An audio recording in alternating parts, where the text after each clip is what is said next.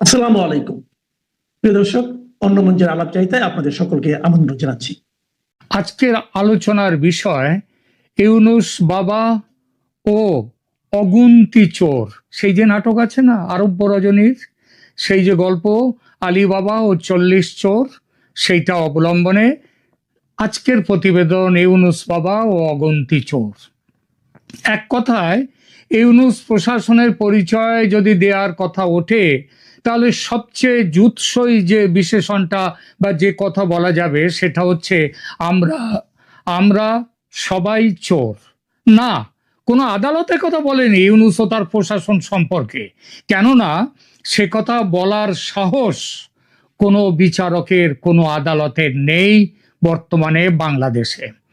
গত বছর আগস্টে ওই যে 24-এর অভ্যুত্থানের পর আদালতে হামলা চালিয়ে, আদালতের বাইরে হামলা চালিয়ে যেভাবে বিচারকদের পদত্যাগে বাধ্য করা হয়েছে এবং তাদের জায়গায় নিজেদের পছন্দের জো হুজুর বিচারক বিচারপতিদের বসানো হয়েছে, তাতে আইনের শাসনের মেরুদণ্ডটাই ভেঙে গেছে ইউনুস সরকারের আমলে।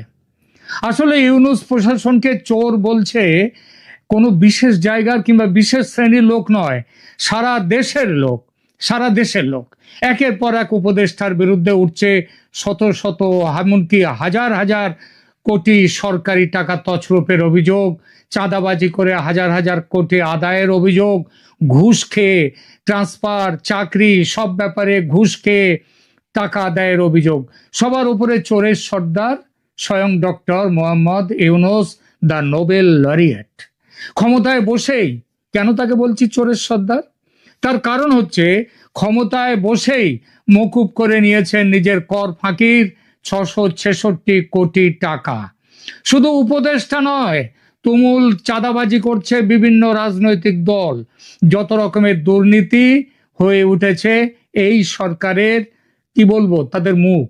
আর তাই শহর গ্রাম সর্বত্র সাধারণ মানুষ বলছে এর চেয়ে আওয়ামী লীগের সরকার, শেখ হাসিনার সরকার শতগুণে ভালো ছিল। আমি জানি যে এই বক্তব্য এতটা শুনেই তেড়ে আসছেন একদল মানুষ। তারা জোর গলায় বলছেন সব ঝুঠায়, এসব হচ্ছে বিপ্লব বিরোধী যারা, তাদের অপপ্রচার, ভারতের অপপ্রচার, একটা অভিযোগও প্রমাণিত নয়। তো মশাই, যখন ওই এর বিরুদ্ধে, আওয়ামী লীগের বিরুদ্ধে সমস্ত অভিযোগ করতেন, তখন কি সেগুলো প্রমাণিত করার পর তারপরে করতেন অভিযোগগুলো? আর কে করবে প্রমাণের কাজ আজকে বাংলাদেশে? জজ সাহেবদের গলায় জুতোর মালা পরাবেন না, মারধর করবেন না, জোর করে পদত্যাগপত্র লেখাবেন না, এই গ্যারান্টি দিতে পারবেন? অবশ্য আপনাদের গ্যারান্টির দাম যে অচল পয়সার চেয়েও খারাপ, এই কথাটি দেশের মানুষ জেনে ফেলেছে। তবু ভাবলাম বাজে খবরের ভিড়ে যাতে আসল খবর চাপা না পড়ে যায়, বাজে খবর গিলতে গিলতে মানুষ যাতে আসল খবর ভুলে না মারে, তার জন্য একটা রেকর্ড রাখা যাক। এক জায়গায় থাকুক আলীবাবা ও 40 চোর, সরি, আলীবাবা নয়, ইউনুস বাবা ও তার অগুন্তি চোর, তাদের কথা অন্তত একটা এপিসোডে আসুক। তাই এই এপিসোডটা করছি। দর্শকদের কাছে অনুরোধ, এ আর নতুন কথা কি এইটা বলে ছেড়ে চলে যাবেন না আমার এই চ্যানেল। শেষ পর্যন্ত দেখুন। বাজি রেখে বলতে পারি, আমার আগে এভাবে কেউ এক জায়গায় ইউনুস আমলের চোরদের যে চোরপঞ্জি, সেইটা কিন্তু বের করেননি কেউ। আমি তাহলে প্রথমে বলি, ইউনুস আমলের এই যে জজদের, যে বিচারকদের মেরে ভয় দেখিয়ে তাড়ানো হলো প্রধান বিচারপতির সঙ্গে, তাদের নামগুলো কি? যেমন জাস্টিস এনায়েতুর রহিম, তারপরে মোহাম্মদ আবু জাফর সিদ্দিক, তারপর জাহাঙ্গীর হোসেন সেলিম, তারপর মোহাম্মদ সাইনুর ইসলাম, তারপর কাসেফা হুসেন। এদের পদত্যাগ আদায় করে নিয়ে বিচার ব্যবস্থাকে পকেটবন্দি করে ইউনুস সরকারের যাত্রা শুরু হয়েছে। অবশ্যম্ভাবী পরিণাম তাহলে কি হলো? বিচার বিভাগের সমাধি। এর আগে ক্ষমতায় বসার পর একেবারে অসম্ভব দ্রুততায় নিজের বিরুদ্ধে থাকা মামলাগুলো ইউনুস সাহেব সরিয়ে নিয়েছেন, তুলে নেওয়ার ব্যবস্থা করেছিলেন, নিজেকে খালাস করে দিয়েছেন। গ্রামীণ কল্যাণের 666 কোটি টাকার ট্যাক্স বিষয়ক যে তার থেকে দেওয়ার কথা ছিল সেটাও নিজের পক্ষে সপক্ষে সেটাও করে নিয়েছেন। পদ্ধতিটা চমৎকার, চমৎকার পদ্ধতি, নোবেল বিজয়ী না? 11ই আগস্টের ইকোনমিক টাইমস নিউজ পোর্টাল লিখছে, কবে? 11ই আগস্টের ইকোনমিক টাইমস তারা লিখছে যে ক্ষমতায় বসার 3 দিনের মধ্যে সরকার সরকারের যে অ্যান্টি করাপশন কমিশন তারা ইউনূসের বিরুদ্ধে মামলা তুলে নিতে চাইলো এবং ঢাকা বিশেষ আদালতের বিচারক মোহাম্মদ রবিউল আলম তিনি করলেন কি, ইউনূস মিয়াকে সব মামলা থেকে নিষ্কৃতি দিয়ে ধন্য হয়ে গেলেন, কারণ এখন তো ইউনূস বাবা হবেন না। যাই হোক, চুরির দায় থেকে নিষ্কৃতি পেয়ে ইউনূস বাবা নিজের আর্থিক যে আখেরটা সেটা আগে গুছিয়ে নিলেন। গ্রামীণ ব্যাংকের ট্যাক্স অব্যাহতি আগেই পেয়েছেন 666 কোটি। এবার গ্রামীণ টেলিকমের মোবাইল ওয়ালেটের অনুমতি নিয়ে নিলেন, তারপরে সবই তার নিজের, এবং গ্রামীণ বিশ্ববিদ্যালয় প্রতিষ্ঠার অনুমতিটাও নিজের নামে নিয়ে দেশকে ধন্য করে দিলেন। প্রধান উপদেষ্টার দেখানো পথে হাঁটতে শুরু করলেন। অতঃপর অন্য উপদেষ্টারা জৈসা গুরু তৈসা চেলা। উপদেষ্টাদের বিরুদ্ধে দুর্নীতির অভিযোগগুলো কিরকম? উপদেষ্টাদের বিরুদ্ধে শুনুন, 8 জন উপদেষ্টার বিরুদ্ধে বড়সড় দুর্নীতির অভিযোগ এবং কিছু কর্মকর্তার বিটকয়েন অ্যাকাউন্টে বড় অঙ্কের অর্থ থাকার প্রমাণও মিলেছে। এদের মধ্যে যারা চুনোপুটি নয়, রাঘব বোয়াল, তাদের নামের তালিকাটি বলছি, নইলে এত দীর্ঘ হবে আজকের এই ভিডিও যে সেটা আপনারাও দেখবেন না, সেটা আপনাদের বিরক্তির কারণ হবে। তাই কয়েকটা বড় বড় নাম বলছি, যেমন শফিকুল আলম, যাকে অনেকে বলেন কি ডাস্টবিন শফিকুল। তো সেই শফিকুল আলম প্রধান উপদেষ্টার প্রেস সেক্রেটারি, তিনি তার যেটা অন্যান্য সম্পত্তির কথা আলাদা, শুধু বিটকয়েন তার আছে 93.06টি। এর দাম কত জানেন? একটা বিটকয়েনের দাম 1 কোটি টাকার বেশি। তার এই 93.06 সংখ্যার যে বিটকয়েন তার দাম 100 কোটি টাকার উপরে। নাহিদ ইসলাম, সাবেক ছাত্র নেতা, আগুন খেকো ছাত্র নেতা, এবং তিনি উপদেষ্টা ছিলেন, এই মুহূর্তে আর উপদেষ্টা নেই, এখন তিনি হচ্ছেন এনসিপির সর্বেসর্বা। তার আছে মানে ছিল, যখন তিনি উপদেষ্টা ছিলেন সেই সময় তার নামে আছে 204.64 বিটকয়েন, যার বাজার মূল্য 220 কোটি টাকার বেশি। আসিফ মোহাম্মদ সাজিব ভুঁইয়া, ইনিও একটা খুব বড় উপদেষ্টা, ইনি নাকি কি গ্রামীণ উন্নয়নের কাজ করেন, যাই হোক সেই দপ্তর। তো তার কত? তার বিটকয়েনের সংখ্যা, এটা গেল কিন্তু বলছি কয়েক মাস আগের পাওয়া খবর এগুলো, সেটা হচ্ছে 113 বিটকয়েন তার, যার মূল্য 120 কোটি টাকার উপরে। মোয়াজ্জেম হোসেন আসিফ ভুঁইয়া, এই মোয়াজ্জেম হোসেন ইনি হচ্ছেন আসিফ ভুঁইয়ার সহকারী এপিএস। তার কত টাকার সম্পত্তি? তার 300 কোটি। সার্জিস আলম, সহযোগী নেতা, যাকে কয়েকদিন আগে ওই কি আমাদের যিনি বিএনপির নেত্রী আছেন, তিনি তার নামে কি সব ভিখারিনীর কি সব বলেছেন, তো সেই শুনেছি তার সম্পর্কে যে তিনি খুবই সামান্য পরিবারে, ভিখারিনী পরিবারে, কিন্তু তার যে এক সূত্র থেকে জানা যাচ্ছে তার কাছে আছে 77.69 বিটকয়েন, যার মূল্য প্রায় 80 কোটি টাকা। খান তালাত মাহমুদ রফিক, ইনিও একজন এনসিপির সহযোগী নেতা, এনার বিটকয়েন এবং তার আর্থিক মূল্য হচ্ছে প্রায় 11 কোটি টাকা।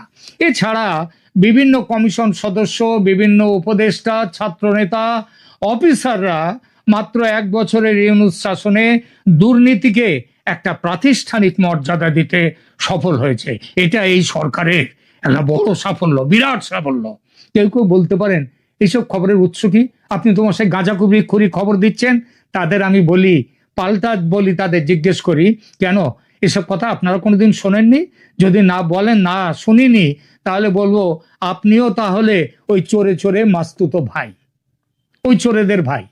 তবু যখন জানতে চাইলেন তখন বলি, শুনুন, বিভিন্ন সূত্র থেকে পাওয়া এসব খবর, তবে তাদের মধ্যে বিশেষভাবে উল্লেখ হচ্ছে দ্য এশিয়া পোস্ট নামের সংবাদ পোর্টাল।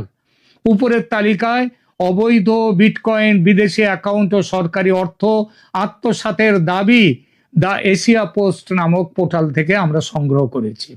উপদেষ্টা আসিফ মাহমুদের এপিএস সহ অনেকেই সরকারি ক্ষমতার অপব্যবহার ও অর্থ আত্মসাতের সাথে যুক্ত বলে অভিযোগ। কাউকে কাউকে পদ থেকে সরিয়ে দেওয়া হয়েছে, তাতেই বোঝা যাচ্ছে অভিযোগের সত্যতা। এ তালিকার বাইরে আরো বহু নাম সংবাদ মাধ্যমে আলোচিত। এবার নজর ফেরায় ইউনুস বাবা এবং তার অগুন্তি চোরেদের আর এক বড় কীর্তির উপর। এটা হলো চাঁদাবাজি। চাঁদাবাজির বিরাট দুনিয়া। চাঁদাবাজি এখন বাংলাদেশের অন্যতম সফল ইন্ডাস্ট্রি। কয়েকদিন আগে রাতের বেলায় এক যুব উপদেষ্টা নিজেই রাতের বেলায় জলবল নিয়ে গিয়েছিলেন 1 কোটি টাকা চাঁদাবাজি করতে। সেই ঘটনা সাড়া ফেলেছে দেশে বিদেশে। সে খবর হয়তো পেয়েছেন আপনারা অনেকেই। এই ইন্ডাস্ট্রি বর্তমানে এতটাই সফল যে বিভিন্ন রাজনৈতিক দল একেবারে চাঁদাবাজদের নামের তালিকা দলের পক্ষ থেকে ঘোষণা করে দিয়েছে। কোন উদ্দেশ্যে এই ঘোষণা সেটা নিয়ে অবশ্য মতবিরোধ আছে। কেউ বলছে জনতার সামনে চাঁদাবাজদের মুখোশ খুলতে এই দলগুলো এই ব্যবস্থা করেছে, মানে এই দলগুলো কতটা সতী সেগুলো নাকি দেখাতেই তারা চাঁদাবাজদের নাম প্রকাশ করেছে। আবার কেউ বলছে এই ঘোষণার দ্বারা জানিয়ে দেওয়া হলো যাকে তাকে চাঁদা দিও না, দলের অ্যাপ্রুভড চাঁদাবাজদের লিস্ট দিয়ে দিয়েছি, এদের বাইরে অন্যদের যেন চাঁদা না দেয়া হয়, কারণ এরা প্রাপ্ত চাঁদার একটা অংশ নিজেদের জন্য রেখে বাকিটা ওপরে পাঠিয়ে দেয়। এটা মমতা ব্যানার্জির কাছ থেকে, মানে পশ্চিমবঙ্গের মমতা ব্যানার্জি, তার কাছ থেকে এই বিষয়ে দীক্ষা নিয়েছে বাংলাদেশের রাজনৈতিক নেতারা। যদিও ভাগাভাগির হিসেবটা মমতার মতো ওই 25 নিচে আর ওপরে 75, মানে কালীঘাটে 75, সেটা কিনা আমরা জানতে পারিনি। ঠিক আছে, তো বিভিন্ন রাজনৈতিক দলের চাঁদাবাজিতে জড়িত হওয়া এইটা নিয়ে একটা এখানেও একটা লিস্ট আছে। সেই লিস্টটা বলে তারপরে আমরা আমাদের এই ছোট্ট ভিডিওটা, প্রতিবেদনটা শেষ করব। ঠিক আছে, বাংলাদেশে ইউনূস প্রশাসনের বিভিন্ন উপদেষ্টা ও বিএনপি, এনসিপি, জামাতের নেতাকর্মীদের বিরুদ্ধে চাঁদাবাজির যে কেলেঙ্কারির অভিযোগের তালিকা, একটা ছোটখাটো তালিকা নিচে দিচ্ছি। ইউনূস প্রশাসন ও রাজনৈতিক দলের নেতাকর্মীদের বিরুদ্ধে দুর্নীতি ও চাঁদাবাজির অভিযোগ কিন্তু উঠেছে, এবং বিভিন্ন রাজনৈতিক দলের বিরুদ্ধে তো বললামই। তাহলে প্রথমে এক এক করে নামগুলো একটু এখানে বলি। যেমন মোয়াজ্জেম হোসেন, ইনি হচ্ছেন আসিফ মাহমুদের এপিএস। তার বলেছি 300 কোটি টাকার উপর আত্মসাৎ, ক্ষমতার অপব্যবহার, চাঁদাবাজি ও টেন্ডার কারসাজি। টেন্ডার দিয়েও সেটা তারা এই জিনিসটা নিয়ে এসছেন, এই চাঁদা তুলেছেন। এটা খবর পেয়েছি বাংলাদেশের সংবাদপত্র থেকে। তারপরে ধরুন তুহিন ফারাবি, ইনি হচ্ছেন স্বাস্থ্য উপদেষ্টার পার্সোনাল অফিসার। 100 কোটি টাকার অনিয়ম ও দুর্নীতির অভিযোগের বিরুদ্ধে এই খবরটা দিয়েছে ঢাকা ট্রিবিউন। তারপরে গাজী সালাউদ্দিন তানভীর, ইনি এনসিপির প্রাক্তন যুগ্ম সচিব। ইনি 100 কোটি টাকার অবৈধ সম্পদের মালিক হয়েছেন ক্ষমতার অপব্যবহার, চাঁদাবাজি ও টেন্ডার অনিয়ম করে। এই খবর পেয়েছি কোত্থেকে? ঢাকা ট্রিবিউন। তারিকুল ইসলাম, এনসিপি নেতা, তিনিও তারও এইরকম সম্পদ তারও নামেও তৈরি হয়েছে, এবং এসিসি এখানে অ্যান্টি কারাপশন কমিশন তাকে আবার ডেকেছে, মানে এরপরে তাকে আবার সাসপেন্ড করা হয়েছে তারিকুল ইসলামকে। এবং এখানটায় তাকে এই খবরটাও পেয়েছি ঢাকা ট্রিবিউন থেকে। সার্জিস আলম, হাসনাত আবদুল্লাহ, খালেদ সাইফুল্লাহ, তারপর নাসির উদ্দিন পাটোয়ারি, এনসিপি শীর্ষ নেতারা, এদের বিরুদ্ধে অভিযোগ যে এরা কক্সবাজার ভ্রমণ, সেই ভ্রমণের ব্যবস্থা ইত্যাদি পার্টির অনুমতি এছাড়া তাদের বিরুদ্ধে চাঁদাবাজিরও নানা রকম অভিযোগ তাদের বিরুদ্ধে। এরপরে আরো নাম করছি বিএনপি নেতাকর্মীরা। বিএনপি আবার একটা চমৎকার কাজ করেছে, এদের কয়েকটা জায়গায় আবার এরা মানে একেবারে লিস্ট তালিকা বার করে দিয়েছে যে কারা কারা চাঁদাবাজ। এখানে আসাদুজ্জামান জনি, তিনি নোয়াপাড়া পৌরসভার বিএনপির সাংগঠনিক সম্পাদক, এবং তিনি অভিযোগটি ব্যবসায়ী শাহনাজ কবির টিপুকে বুকে বালিতে পুঁতে 4 কোটি টাকা চাঁদা আদায় করেছিলেন। এটা কোথা থেকে? এটাতেও আমরা বাংলাদেশের লিবার্টি, তাদের কাছ থেকে আমরা এই খবরটা পেয়েছি। বাংলাদেশ লিবার্টি নিউজ বাংলাদেশ, সেখান থেকে পেয়েছি। সাইফুল আলম, ইনি বিএনপি নেতা, দখল ও চাঁদাবাজিতে জড়িত থাকার অভিযোগে ইনাকে পার্টি থেকে সাময়িক বরখাস্ত করা হয়েছে। এরা সব বিএনপি নেতা, কিন্তু এটাও এখান থেকে আসছে, আমরা খবরটা পেয়েছি প্রথম আলো থেকে। তারপর শামসুল হোসেন মিলু, ইনি বিএনপি, এবং সানোয়ার হোসেন এবং শাওন, এরা সবাই বিএনপি ও সহযোগী সংগঠনের নেতা, চাঁদাবাজির তালিকায় অন্তর্ভুক্ত। 123 জন চাঁদাবাজের তালিকায় 44 জন বিএনপির, এরা রাজশাহী জেলার। এটাও দি রিপোর্ট নামক সংবাদপত্র থেকে। ইমদাদুল হক লিমান, আমিনুল ইসলাম রিগেন, SM সুলতান, আরিফুল শেখ বনি, এরা বিএনপি ও সহযোগী সংগঠনের কর্মী। এরা প্রচুর টাকা কামিয়েছে, কয়েকশো কোটি টাকা কামিয়েছেন চাঁদাবাজি ও অবৈধ কার্যকলাপের অভিযোগ, এবং এদের চাঁদাবাজির ক্ষেত্র রাজশাহী। আবার এদের ছাড়া বিএনপি অনেক বড় হয়ে যাচ্ছে, একটু ছোট করে নিই। বিএনপি ছাড়া পরে আসে জামাত নেতা কর্মীদের বিরুদ্ধে। 6 জন জামায়াত কর্মী চাঁদাবাজির তালিকায় অন্তর্ভুক্ত হয়েছে। 123 জনের তালিকায় তাদের হচ্ছে 6 জন জামাতের। খবরটাকে দিয়েছে প্রথম আলো। এরা সবাই রাজশাহীর। বিভিন্ন জামাত কর্মী হাইওয়ে চাঁদাবাজি ও প্রতিষ্ঠান থেকে চাঁদা আদায়ের জন্য ব্যস্ত সারা দেশ জুড়ে। এ খবরটাও এসছে লোকমত টাইমস থেকে। সামগ্রিক পরিসংখ্যান ও তথ্যটা একটু দেই। চাঁদাবাজির ব্যাপকতাটা কিরকম? ঢাকায় চাঁদাবাজির মামলা 2025 সালের প্রথম 6 মাসে গড়ে আগে ছিল 70টি মামলা, এখন হয়েছে। আগে সংখ্যা ছিল অনেক কম, 12, 13, 14 এইরকম ছিল। চাঁদাবাজি সব জায়গায় হয়, আমাদের এখানেও হয়, ভারতেও হয়, আর পশ্চিমবঙ্গেও খুব ভালোভাবেই হয়, কিন্তু সেটা ভীষণভাবে বেড়ে গেছে ঢাকায়।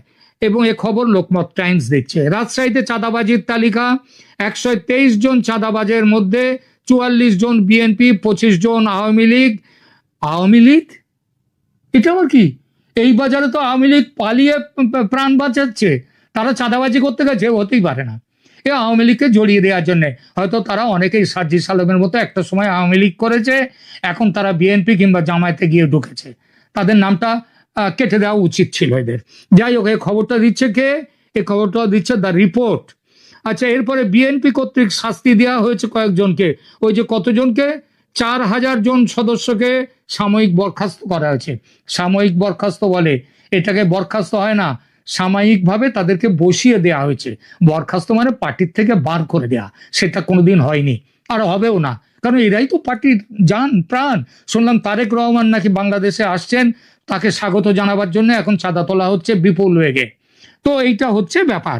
তো এইসব, এছাড়া ট্রান্সপারেন্সি ইন্টারন্যাশনাল তারা বলে দিয়েছে চাঁদাবাজির কারণে 22 মিলিয়ন কি ডলার তার ক্ষতি। জানি না তারা কিসের দিক থেকে এটা দিয়েছে। $22 মিলিয়ন মানে বিরাট জায়গা। হাইওয়ে চাঁদাবাজি, এটা একটা খুব চমৎকার ব্যাপার। আগে 1 লাখ টাকা দিতে হতো, মানে কিছুদিন আগে হাইওয়েতে যদি ডাকাতি করবার সময় তারা ডাকাতরা করতো, তারা আওয়ামী লীগের কর্মী হয়ে গিয়ে চাঁদাবাজি করতো না, তো তখন হতো কি নাকি লাখখানেক টাকা করে নিয়ে নিত। আজকাল সেটা নাকি হাইওয়ে চাঁদাবাজি হয়েছে 5 লাখ টাকা। এটা কারা দিচ্ছে এই খবরটা? এই খবরটা দিয়েছে ইকোই মানে ইকোনমিক টাইমস হবে নাকি ঢাকা ট্রিবিউন। তো এই হচ্ছে একটা ছোটখাটো করে বলে দিয়ে দিলাম যে বাংলাদেশে এখন ইউনুস বাবা ও তার অগুন্তি চোর, ওই আলীবাবা ও 40 চোর নাটকটা নতুন করে বাংলাদেশে করছেন। আপনারা অনেকেই দেখেছেন সে নাটক, আপনাদের জীবন দিয়ে দেখছেন, এটা ঠিকই। তবে ইতিহাসে কিন্তু একদিন জবাব দিতে হবে, কিন্তু এর জবাব দিতে হবে।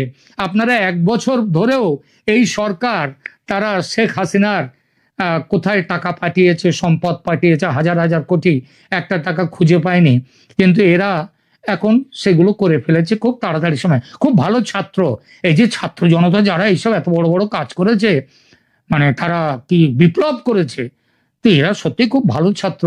নইলে 1 বছরের মধ্যে এত টাকা কি শিক্ষা পেয়েছে! বাবা। নমস্কার, তাহলে এই পর্যন্তই রাখছি এখন। ভালো থাকবেন। কেমন আপনাদের লাগলো এই সংখ্যাটা? অনেক খেটে খুঁটে তৈরি করেছি, অনেক কিছু জোগাড় করতে হয়েছে। একটু দেখবেন, আপনাদের মতামত দেবেন, লাইক দেবেন, আর এখানটায় আমাদের চ্যানেলকে যদি সাবস্ক্রাইব না করে থাকেন তাহলে সাবস্ক্রাইব করবেন। এখানেই রাখছি, ভালো থাকবেন।